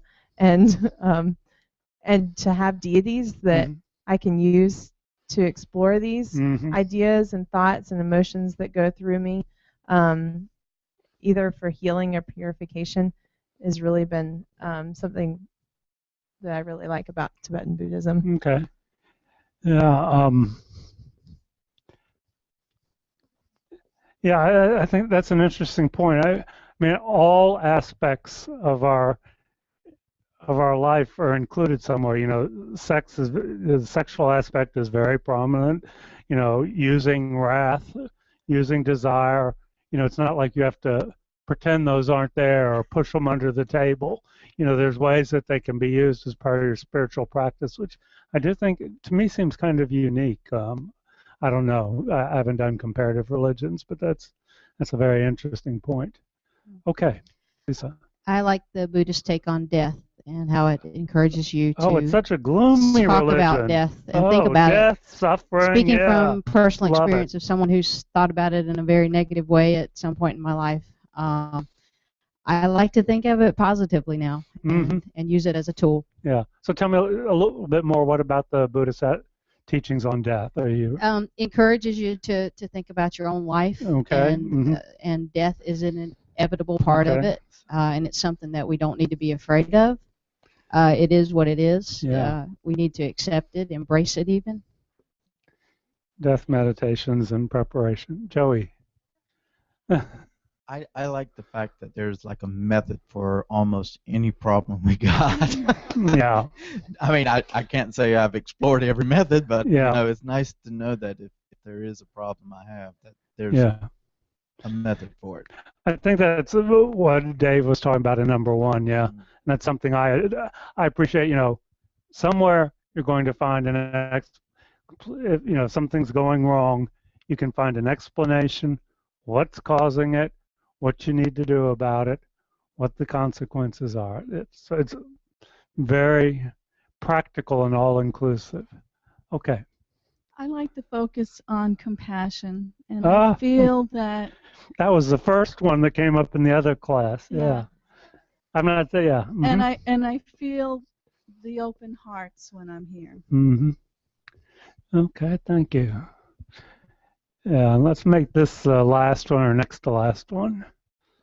This might touch a little bit on a lot of the other ones, but I find that a lot that people that are studying Buddhism tend to like walk the walk and talk the talk in other areas of their life. Like they don't go to work and they're like cutthroat to everybody. Like it really kind of spreads, I think, to almost everything you do. Or it's not like for 1 hour when I come to the center, you know, I'm peaceful with everybody, but then as soon as I walk out, I'm cutting everybody off. I try to get to the grocery store. It's you know, it's kind of it's very pervasive, and it tends Yeah, to be pervasive pervades for everyday life.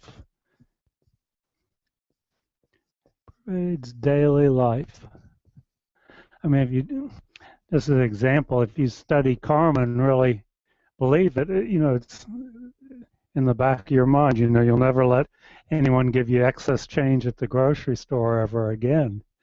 Yeah. Okay. I got a quick one for completeness. And Okay. probably just to get myself into the discussion, it's emptiness and impermanence. Put that up there. Emptiness and impermanence. Well, we've got compassion, we've got emptiness, so we've got everything up here, yeah. These are two terms that people may not be familiar with. If you're new to Kadampa Center or Tibetan Buddhism, do you want to explain them, Chris? Woohoo, Mr. DeMille, I'm ready for my close-up. Emptiness is the fact that everything that we think is solid and impermanent or permanent really is made up of parts and causing conditions in our perceiving mind. And I'll leave it at that. And then, as Don explained a couple of weeks ago, it means none of us are seeing the same thing. There is not anything that exists out there such that Chris and I are going to see it in the exactly same way. Our mind is influencing, we can even say, creating what we see, what our experience is. Okay, go ahead. And then impermanence is the idea that everything changes moment to moment. Mm-hmm. Yeah. Physically, mentally, emotionally, our mind, our body are constantly changing. We go through our lives typically with an attitude that I'm this way and I'm fixed. And I may change just a little bit. I may be a little bit nicer some days. I may be a little bit grumpier. But the Buddhists say everything is in a state of flux. And our projection that things exist permanently, i.e. in an unchanging way, is a source of a lot of problems. Okay, I'm going to cut the list off there so we can go back and, so we can go back and just talk about a few of these. I want to go back to the first one. I think this is a great one. The practical instructions that we find in Buddhism about life's ups and downs. Dave, you want to elaborate on that a little bit more to start off the discussion on that one? Yeah.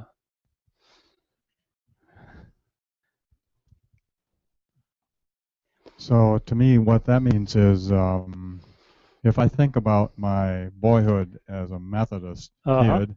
Now, the point of this discussion is not to slam other religions, okay? No, be very careful about that. I'm not doing that, but if I think as I recall my training there were the 10 Commandments, which is 10 negative things you aren't supposed to do, and mixed with a few you are.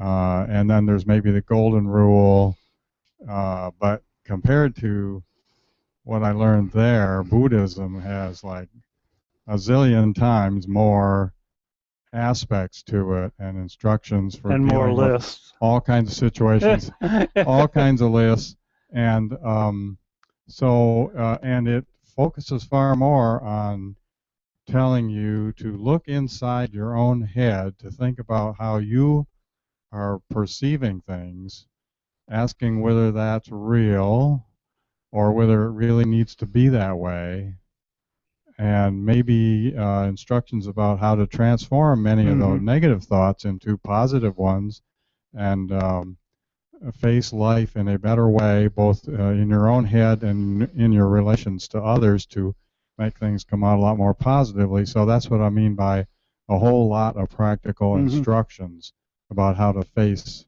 all of life's situations. Okay. Any comments on that? Yeah. Okay, Royden.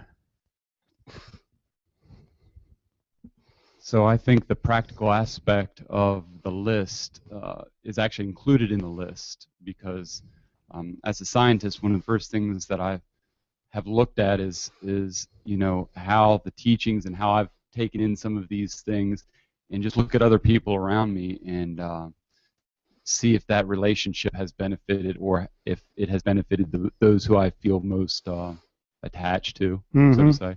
So I think the practical instruction for me is to be able to look at Layla or whoever and say, is this person that I love or have trouble with benefiting from the things that I'm hearing and taking away from Kadampa Center Tibetan Buddhism? Okay. Yeah. Anyone else?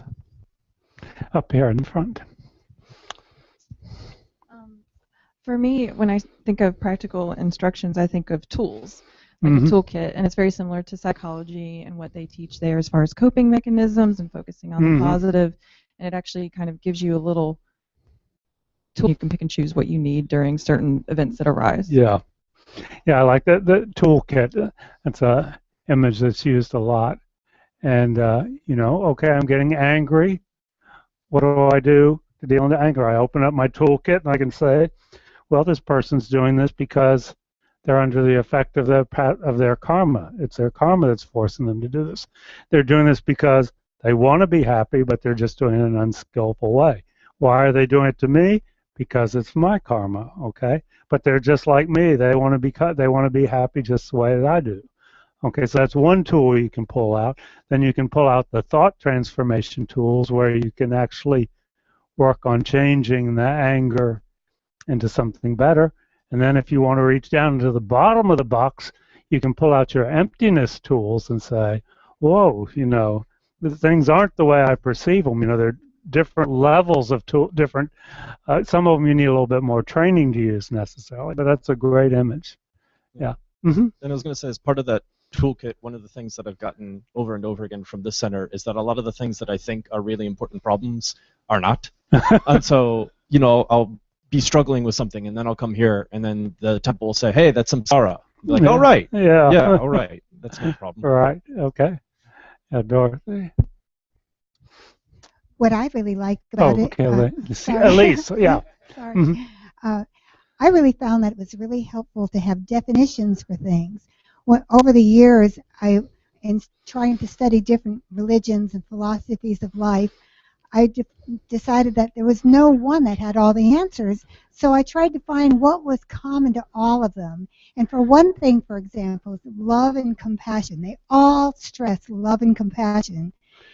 But what is love? What is compassion? Mm-hmm. Well, each one of those faith streams would give a lot of examples of amazing people that do things that are loving and compassionate. Mm-hmm. But still, how do I do those things? How do I get to be the kind of person that does those things? Yeah. Well, the first day I was at Kadampa Center, there was that prayer, may all sentient beings be free from suffering and the causes of suffering. Mm-hmm. And that's the definition of love. Wow, there was a definition of compassion, Yeah. right? And have happiness, be. Yeah. And and that was the definition. Well, and then happiness is or compassion is being free from suffering. Well, what is suffering? Well, suffering is not having a negative mind. Well, what's negative? Mm-hmm. Well, jealousy, anger, and everything had a definition that then helped me to understand what it was. So then I can work on acquiring it. Yeah, and not just acquiring it, but we can develop those qualities in our mind, and that's something, I think a lot of us, until we started studying Buddhism, felt we were kind of stuck with the mind we have. I can be a little bit nicer, I can be a little bit this, but the Buddha said, we can develop infinite love, infinite compassion if we follow these methods. It's something that can grow. Okay, great. I want to move on. Did you want to say? One comment. Okay, go ahead. Sorry. Yeah. There was one thing. The first time I came here, I came to when Venerable Robina was teaching. Sometimes she rubs people the wrong way, but she's my Bodhisattva. And there's something that she said that was the most practical thing in my life that I thought was great, and it's a practical instruction. Zip your lip and keep your hands to yourself. And I have thought about that practically every day because I was one of those that just started, dumping garbage. And to me, she really had some practical tools that were very useful, and I think Buddhism has really given some great instructions for people. Yeah, that's a great line. And what the Buddha says, you need to avoid negative actions of thought, speech, and body. Thought is really, really hard. Really. So Venerable Robina is saying, watch your speech, watch your actions. Zip your lips and keep your hands to yourself. Those we can work on right now in this life. Okay, we can't necessarily control our thoughts. Just very brief, we're running out of time. Don, I want to go back to yours. Can you talk a little bit about what you meant by healing in particular? Because that's a word that gets used a lot, but that's a... Hello. Yeah, I don't. You know, it's interesting. We don't talk.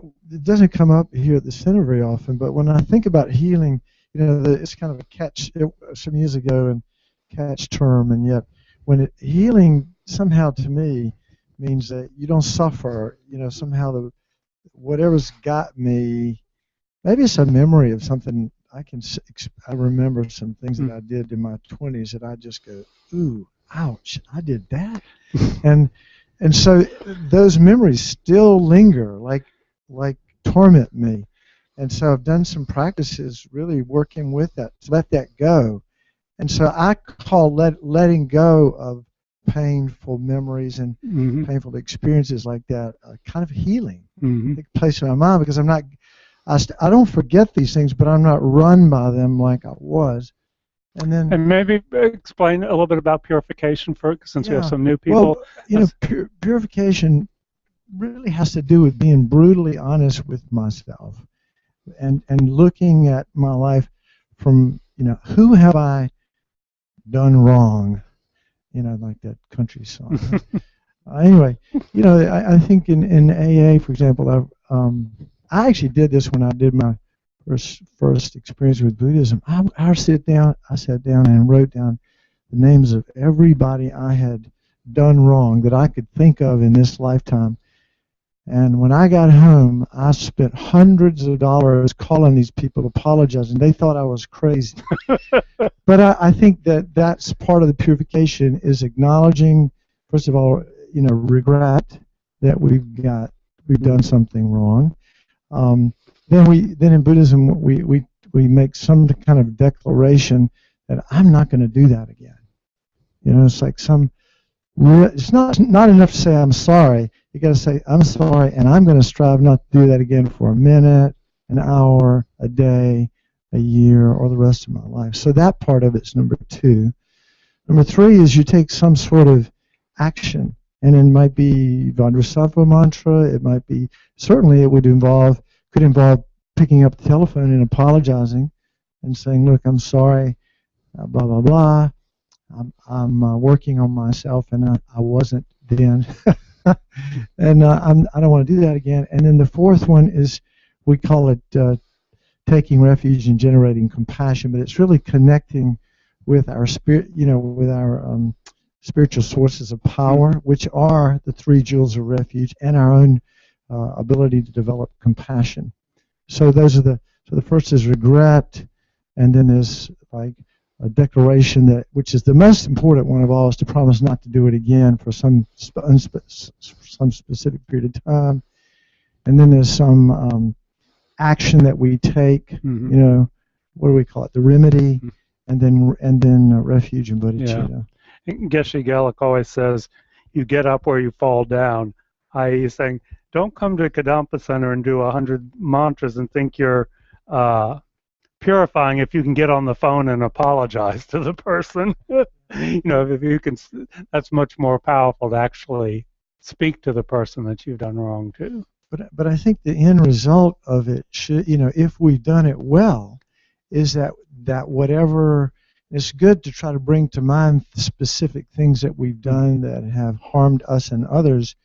But if purification has been done well, then the charge of that negativity may not be completely gone, but it definitely diminishes. And my children actually had this experience on New Year's Eve after doing Dorji Kadra. They, gosh, I feel so much better after Dorji Kadra. So anyway, that's purification. Okay, thank you.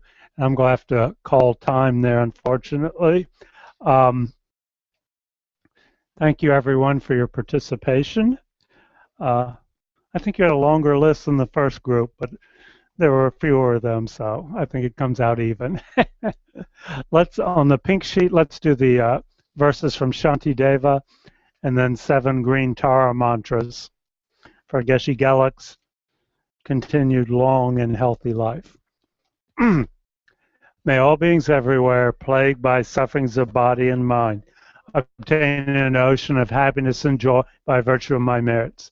May no living creature suffer, commit evil, or ever fall ill. May no one be afraid or belittled with a mind weighed down by depression. May the blind see forms and the deaf hear sounds. May those whose bodies are worn with toil be restored on finding repose. May the naked find clothing and the hungry find food. May the thirsty find water and delicious drinks. May the poor find wealth, those weak with sorrow find joy. May the forlorn find hope, constant happiness, and prosperity. May there be timely rains and bountiful harvests. May all medicines be effective and wholesome prayers bear fruit. May all who are sick and ill quickly be freed from their ailments. Whatever diseases there are in the world, may they never occur again. May the frightened cease to be afraid, and those bound be freed. May the powerless find power, and may people think of benefiting each other. For as long as space remains, for as long as sentient beings remain, until then may I too remain to dispel the miseries of the world. Om Tare Tu Re Soha. Om Tare Tu Re Soha. Om Tare Tu Re Soha. Om Tare Tu Re Soha. Om Tare Tu Re Soha. Om Tare Tu Re Soha. Om Tare Tu Re Soha. Okay, just a couple announcements. Next Sunday, this session is going to be a little bit different. We're going to have a short meditation session, and then beginning at 11:30, we're going to have our annual membership meeting, which will last for about an hour. Everyone is welcome to attend, even if you're not an official member. There'll be very brief presentations from the management team and the board of directors, and then an opportunity to ask any and all questions you have about Kadampa Center. So everyone's welcome for that. The following Sunday, Venerable George Chernoff will begin teachings. He's a fantastic teacher. He's an American, a graduate of MIT, who has been a monk in the Tibetan tradition for close to 40 years now. One of the most distinguished Western teachers of Tibetan Buddhism. He'll be teaching on Sunday mornings. He'll be teaching Discovering Buddhism on Mondays, and he'll be teaching the basic program on Wednesdays. So I really encourage you to take advantage of his presence here. September 29th, big event, fundraising event for Kadampa Center, a public talk by Robert Thurman. He's in demand all around the world. We got him to come to Kadampa Center for the second time because he's a friend of Geshe Gelug's. He's truly one of the most distinguished scholars of Tibetan Buddhism of the second half of the 20th century, and an incredibly dynamic teacher and speaker, in addition to being the father of Uma Thurman. But do not miss that. Bring your friends. It's something that everyone will enjoy. It's going to be at the Universalist Unitarian Church on Wade Avenue, and there's information in the flyer about that. And we have two young ladies standing over here who have something to tell us.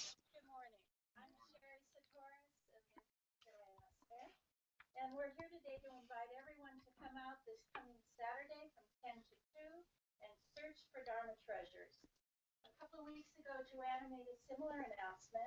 She and I were searching for the Dharma treasures to be donated for this event, and we've had a wonderful, generous response and are continuing to collect items all this week. So we hope that everyone will please take this opportunity to clean up the Dharma closets.